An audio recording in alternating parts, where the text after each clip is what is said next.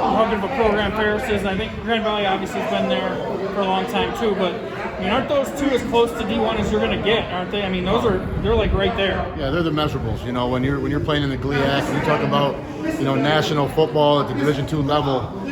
Grand Valley and Ferris, of course, are always in that discussion. They have the championships, the hardware, the NFL guys, and a great educational institution. So I'm excited that he gets to go there and play. I'm excited that you can't. I'm telling you right now, don't ever. I know. Unfortunately, as a society and as we see the Big Tens and the Power Fives and the BCS and all this stuff, we should never ever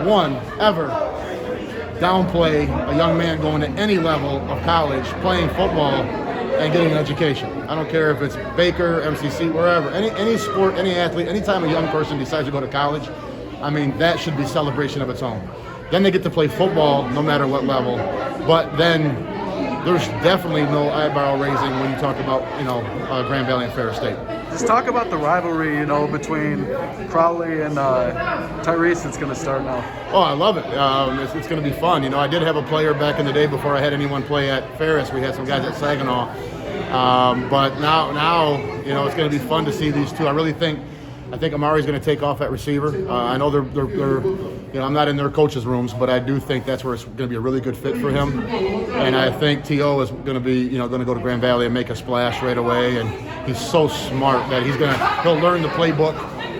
He has great eyes, great instincts, and I think it's going to be, for time to come, you're going to see a lot of big reds on a high, going either north or going over east to Allendale to watch a lot of football between Grand Valley and Ferris when those two get together. Don't you think those schools got a steal with both of them? 100% I do. And I think they're going to show it. They'll get there. They're championship kids.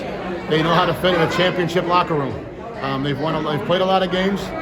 They don't lose easy, and I think both those programs are going to gain. And I think both those coaches know, like, holy cow, and I do have a couple coaches that called and said, that's a steal. How did that happen? Well, it's COVID, you know what I mean? But we're not. That's what I was going to ask too. Is I think you end up where you're supposed to for a reason. 100%. I think they ended up at this place because they're supposed to be there. 100%. But how much did COVID play a factor in all of this? I think it just played a role because just the numbers aren't there for a lot of schools and a lot of returners, and they don't know what to expect, and they don't want to backlog, so they kind of, unknown. Regardless, these two guys, on top of Junie going to play at BG, it's going to be exciting what these two young men can bring to already successful programs.